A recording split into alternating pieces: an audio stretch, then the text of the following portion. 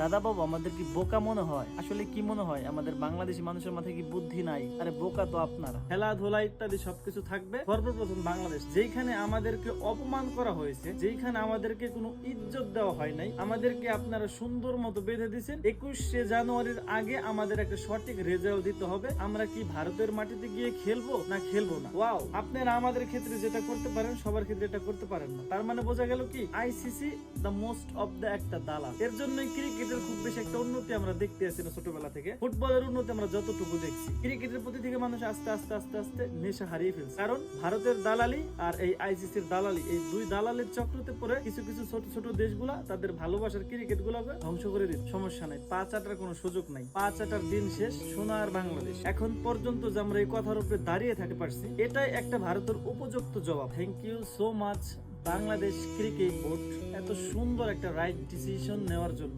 But যেটা পাকিস্তান 12 বছরে পারছে না, আপনারা সেটা 1 বছরে করে দেখিয়েছেন। ভারতের বিরুদ্ধে মোকাবেলা করা, আইসিসির বিরুদ্ধে মোকাবেলা করা, আপনারা সেটার উপযুক্ত একটা প্রমাণ দিয়েছে। কথা সহজ, লাউড এন্ড ক্লিয়ার। এই বিশ্বকাপ আমরা ভারতের মাটিতে খেলতে যাব না। এই বিষয়ে যে আমরা অটল রয়েছি, এখন পর্যন্ত আমরা স্ট্রং ভাবে ধরে রেখেছি। বিশ্বাস করেন, এটাতে আমরা সাধারণ যারা ক্রিকেটকে পছন্দ করি আমরা অনেক খুশি। আমি জানি এই ক্রিকেট যদি বাংলাদেশ খেলতে পারতো, এখান থেকে কিছু টাকা আর্ন করতো, আর্থিকভাবে আমাদের দেশে কিছু সচ্ছল হই। আগে দেশ, কথা একটাই, সবচাইতে আগে দেশ। দেশের মূল্যই যেখানে থাকবে না, সেখানে খেলার কোনো প্রশ্নই আসে না। আমরা ক্রিকেটকে চিনি না, আমরা ফুটবলকে চিনি না, আমরা বাংলাদেশকে চিনি, আমরা বাংলাদেশকে ভালোবাসি। আগে বাংলাদেশ। যেই ভারত আমাদের বাংলাদেশকে নিয়ে অবমাননা কিংবা খারাপ চোখে দেখবে, ওই ভারতে খেলার মতো কোনো সুযোগ নেই। কোথা হিন্দুবাদী, উগ্রবাদী ইত্যাদি এইসব নিয়ে একটা ঝগড়া ফেসাদ তৈরি হয়েছে, সেইখান থেকে তারা সূত্রপাত ধরে আমাদের মুস্তাফিজুর রহমানকে তারা বয়কট করে দিয়েছে, খেলা থেকে বাদ করে দিয়েছে। আর এই পুরো বাংলাদেশের ক্রিকেট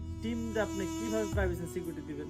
দাদা বাবু আমাদের কি বোকা মনে হয়? আসলে কি মনে হয় আমাদের বাংলাদেশি মানুষের মাথায় কি বুদ্ধি নাই? আরে বোকা তো আপনারা। দেশের পার্সোনাল সমস্যা নিয়ে সেটাকে আপনারা ক্রিকেট পর্যন্ত নিয়ে গেছে। খুবই সুন্দর একটা ডিসিশন হয়েছে, খুবই ভালো একটা ডিসিশন হয়েছে। বাংলাদেশ খেলতে যাবে না ভারতে, বিশ্বকাপ আমাদের খেলার প্রয়োজন নাই। আমাদের বদলে আপনাদের তো আগে থেকে প্ল্যান করা আছে, স্কটল্যান্ডকে নিয়ে আসবেন, স্কটল্যান্ডকে দিয়ে খেলাবেন। ইটস ওকে, আপনার স্কটল্যান্ডকে দিয়ে খেলান। বাংলাদেশ ক্রিকেট খেলতে যাচ্ছে না ভারতে, এটার জন্য বিশ্বাস করেন আমি খুবই হ্যাপি। ইভেন আমার মতন ক্রিকেট প্রেমী অনেক অনেক মানুষ হ্যাপি। Very nice decision.